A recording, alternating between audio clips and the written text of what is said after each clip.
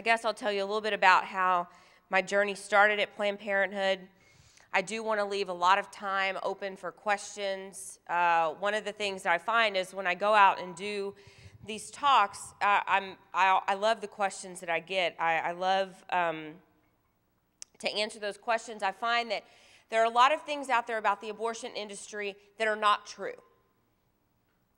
And I think the best way to fight what's happening in our country, to fight this tragedy of abortion, is to fight it with the truth.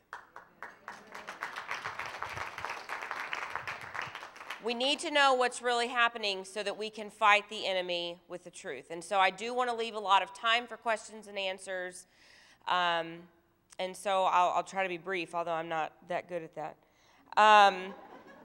Oh, I do want to start out by telling you a story that I think a lot of you will enjoy. Okay, so while I was at Planned Parenthood, I got to meet Hillary Clinton and Bill.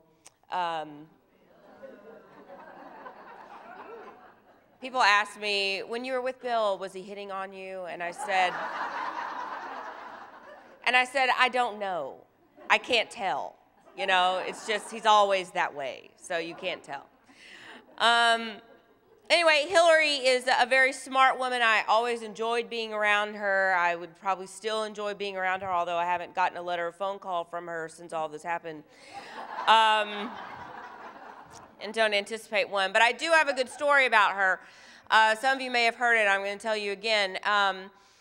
When Hillary Clinton was First Lady and was living in the White House with Bill, she invited Mother Teresa over for lunch. And so this, of course, drew in some media. And everything had been pretty uneventful until Hillary asked Mother Teresa a question. And she asked her, why do you think we haven't had a woman in the White House as president? And Mother Teresa, without even looking up from her lunch, simply responded, because you have probably aborted her.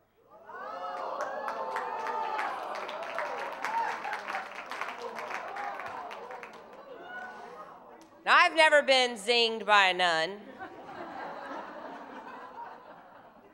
but Hillary has. Now, I'm telling you that Mother Teresa was a woman that always got it. She, like you, is a woman that saw abortion for what it was.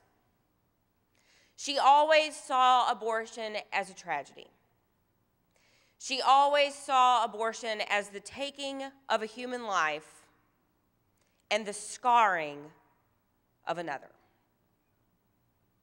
She always got it. And for 8, almost 9 years of my life, and probably even before that, I didn't get it. I was a student at Texas A&M University in College Station, and one day I was walking down the halls of the student center going to the cafeteria, and I saw a really nicely decorated hot pink booth. I would like for all of us to take back the color hot pink in our pregnancy centers, because it's my favorite color.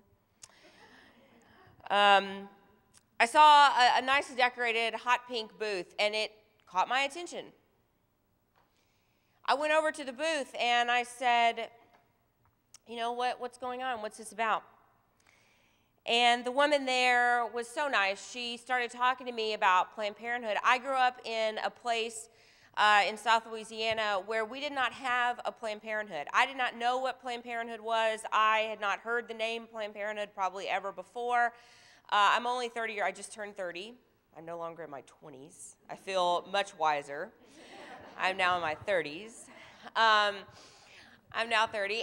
But even, 25 years ago, when I was 5 years old and I was growing up, things were different.